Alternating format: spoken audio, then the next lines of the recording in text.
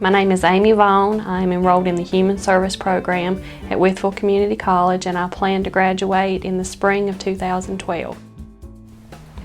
I am currently employed with Mount Rogers Community Service Board. I work as a mental health support specialist, and I chose to do my internship with the Crisis Stabilization program, which is kind of on the other side of the mental health supports.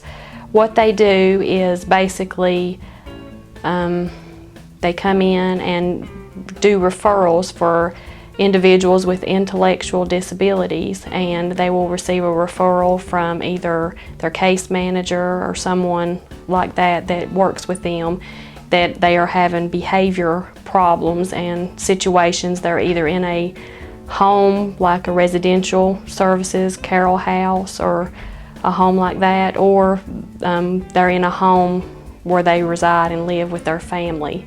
And they have to have an MR waiver to receive these services, and it's 2 weeks at a time that you go into the home and work with them one-on-one and with the family to try to come up with a positive behavior plan to try to figure out what you can do to decrease the behavior escalation that's going on.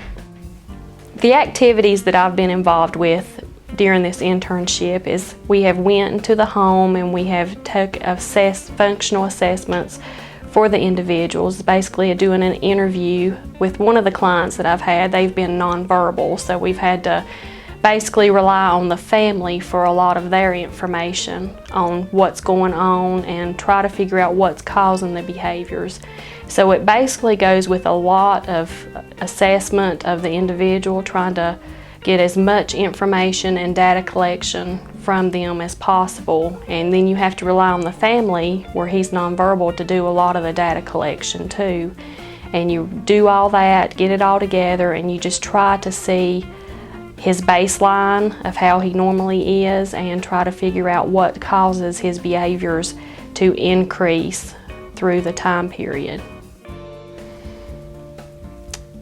I was interested in choosing the crisis stabilization because in the past I had worked at the training center, Southwest Virginia Training Center, and I worked with a lot of individuals with intellectual disabilities. And through the training center, you've seen a lot of the residents having several different behaviors, and the crisis stabilization basically goes around with the same thing, and that just made me really interested in trying to figure out how to decrease these behaviors, because usually with these individuals they have something going on, whether it be health issues, not feeling good, something irritating them, and so there's just all kinds of reasons that they could be having these behaviors that needs to try to be found.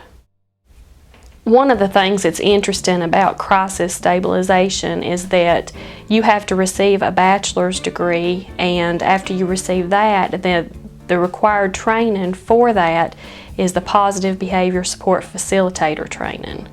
With that, you are the one that is allowed to go in and help try to create these positive behavior plans for the individuals. If you've not had that training, you cannot go in and do that. So I have been really interested in doing that training whenever I finish with my degree in the future.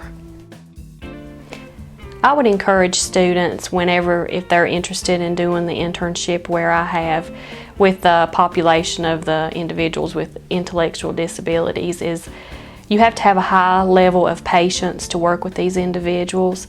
I would also say that it would be important to read up as much information as you can about the program and to find out anything as much as possible before you start, because it really helps in learning when you're on the job site training.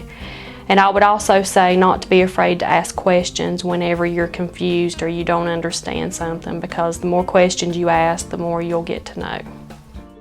I would encourage any future students that are starting on their internship to plan ahead as much as possible. I think time management is important. I'm a full-time student, full-time mother, and employee, so I think you need to allow yourself a lot of time, because it does take a lot of time. I would also encourage you to be sure to do something that you're interested in, because I think if you're interested in it, it makes it a whole lot easier for you to learn and enjoy the experience with your internship.